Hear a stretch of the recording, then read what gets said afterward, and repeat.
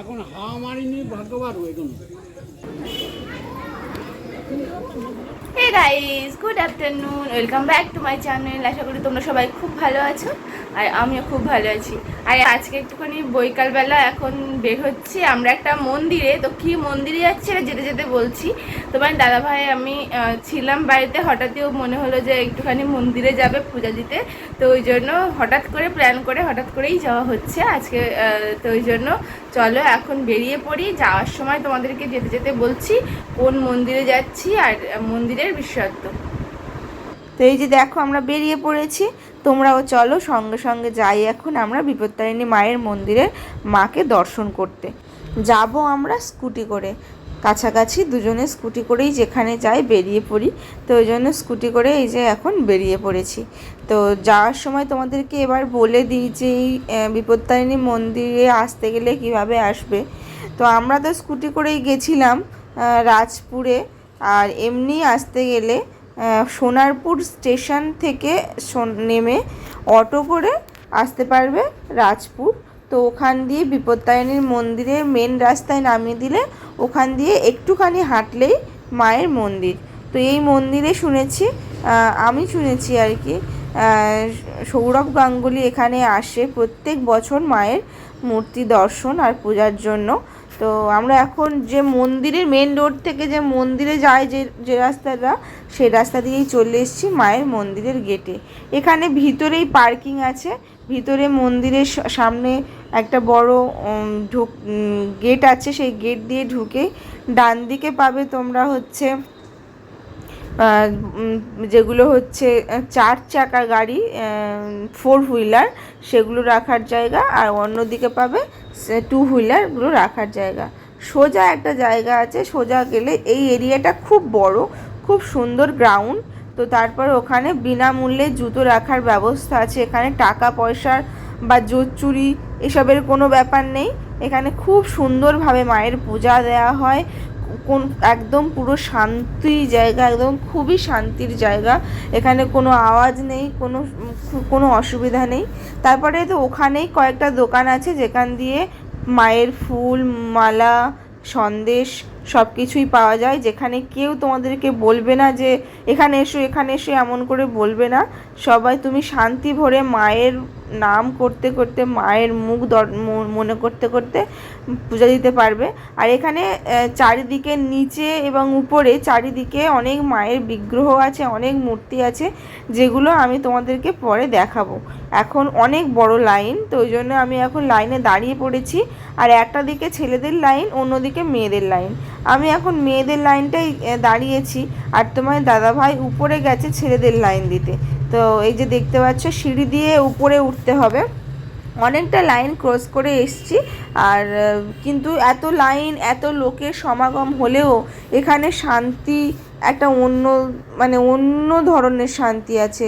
কোনো শব্দ একদম খুবই কম, কেউ বেশি আওয়াজ করছে না, পুরো সাইলেন্ট আর কি অনেকটা জায়গা। তারপরে যেটুকু আওয়াজ হচ্ছে সেটা মায়ের গান আর মায়ের আরাধনার, সেটুকু। ঘন্টা বেশি বাজে না, কোনো কিছুই তেমন নেই। খুবই ভালো লাগবে যারা আসবে। তো আমার তো পূজা দেওয়া হয়ে গেছিলো, মায়ের মূর্তিটা আমি আরও ভালো করে তোমাদেরকে দেখাবো। তারপরে তোমার দাদাভাই গেছিলো, সেটা তো তোমাদেরকে দেখাতে পারিনি। এই যে এখানে একটা যেখানে সিসিটিভি ক্যামেরার যে ফটোগুলো উঠছে আর কি, যে টিভিতে, তো সেখান দিয়েই আমি তোমাদেরকে দেখালাম। তারপরে আমি ভাবলাম যে এখানে যে বিগ্রহগুলো আছে সেগুলো তোমাদেরকে দেখাই। হয়তো ক্যামেরাতে মনে হচ্ছে না নর্মাল, কিন্তু এই বিগ্রহগুলো খুবই বড় বড়। তারপরে এই যে দেখতে পাচ্ছ এখানে যত সব প্রভু বা যারা হচ্ছে সাধু সন্ত ছিল তাদের সব বিভিন্ন মূর্তি। আর এখানে যে বিগ্রহগুলো আছে সেগুলো তো খুবই বড়। আর এই যে মন্দিরটা যে স্থাপিত হয়েছিল যাদের জন্য, বাবা দুলাল ও তার স্ত্রী শক্তি সাধনা দেবী, তো এই এনাদের দুজনার উদ্যোগেই আর কি, এনাদের দুজনার সেই সময় আর কি এদের মাহাত্ম্যে আর কি এই মন্দির প্রতিষ্ঠা হয়। এটা একটা দেখেই বুঝতে পারছো বাড়ির মধ্যে। তো আগে এটা একটা বাড়ির মধ্যেই ছিল, তারপরে এই জায়গাটা আবার সুন্দর করে একটা মন্দিরের আকার দেওয়া হয়েছে নিচটা। তো যখন আমি ঢুকছিলাম তখন দেখতে হবে একটা বাড়ি যেমন গেট হয় তেমন ছোট্ট একটা গেট দিয়ে পাশ দিয়ে সিঁড়ি, তেমনভাবে এখানে এরকম বাড়ির মধ্যেই বাবা দুলাল আর মা প্রভু শক্তি সাধনা দেবী মা, তো এনারাই এটা প্রথম চালু করেছিল। মানে এখানে মায়ের আরাধনা করতো, এখানে মায়ের একটা বিশেষত্ব আছে। আর এখানে যে মূর্তিগুলো এত সুন্দর, মানে যে বিগ্রহগুলো না দেখলে কেউ বিশ্বাস করতে পারবে না, এত সুন্দর বিগ্রহ। তো তোমাদেরকে আমি একবার দেখাবো যে যে একটা ছোট্ট একটা জায়গায় বাবা দুলাল ও মায়ের ওনার স্ত্রী শক্তি সাধনা দেবীর ওনাদের কিছু মানে কোনো অনেক কিছু জিনিস একটা জায়গায় রাখা আছে। তার আগে তোমাদেরকে আমি দেখিয়ে দিলাম মায়ের মূর্তি, এই যে। আর ও সামনেই চারিদিকে ব্যারিকেড করে দেওয়া আছে যেখানে সবাই গিয়ে দর্শন করছে। আর এছাড়াও যদি কেউ চায় মায়ের মূর্তি বসে কিছুক্ষণ সাধনা করার, তারা অবশ্যই করতে পারে। তারপরে বললাম যে একটা ছোট ঘর আছে যেখানে মানে একটুখানি সংরক্ষণ করা হচ্ছে, সংরক্ষিত ঘর। সেখানে যাদের আর কি এই যে দুলাল প্রভু এবং ওনার স্ত্রীর সব স্মৃতি, তাদের জিনিসপত্র, ব্যবহৃত জিনিসপত্র, এইসব জিনিসপত্র একটা ঘরের মধ্যে রাখা আছে। সাথে তাদের অনেক কিছু যে বিভিন্ন সাধকের ফটো, তাদের ছোটোবেলার ফটো, সেই সবও রাখা আছে, যেগুলো একটা ঘরের মধ্যে সুসংরক্ষিত করা আছে। সেই ঘরটাতে গিয়ে তোমাদেরকে আমি দেখালাম।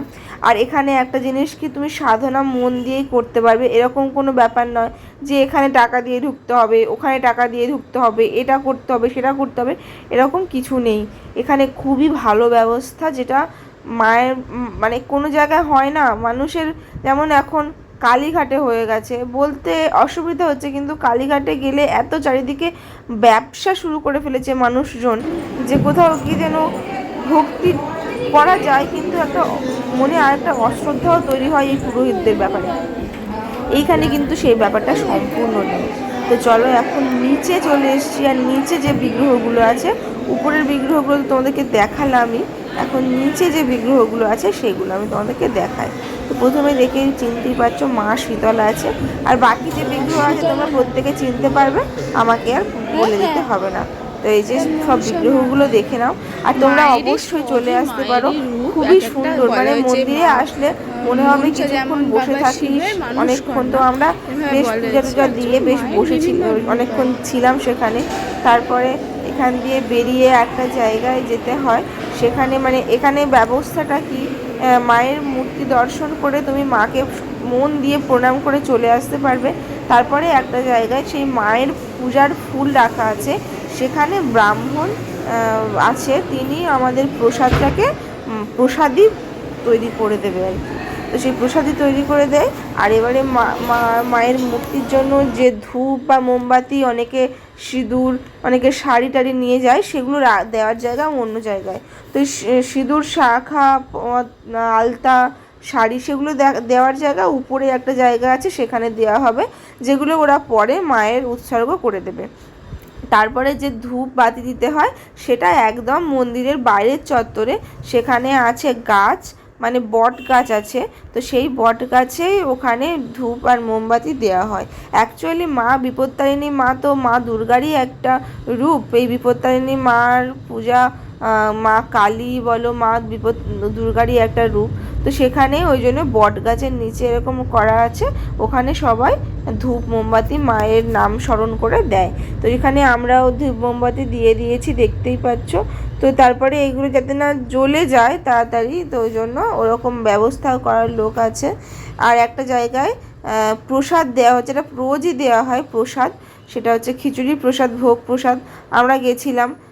তো এখানে আবার নিয়ম আছে যে তুমি ভগবানকে শ্রদ্ধাভাবে তোমাকে সেই প্রসাদ গ্রহণ করতে হবে। তো যাই হোক, সেটা খুবই ভালো জিনিস, সব ওভারঅল খুবই ভালো লেগেছে। শেষে আমাদের পূজা দেওয়াও হয়ে গেছে, আর আমরা দুজনে এই যে আমাদের হাতে প্রসাদ ওখান দিয়েই কিনেছিলাম, প্রসাদ খেয়ে তারপরে আমরা চলে আসলাম বাড়ির দিকে। তো চলো, দেখতেই পাচ্ছ এখন সন্ধে হয়ে গেছে, আর আমাদের মনও খুব শান্তিতে ভরে গেছে।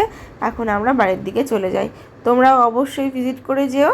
দেখা হচ্ছে অন্য কোনো ভিডিওতে, অন্য কোনো ব্লগে। টাটা, সবাই ভালো থেকো।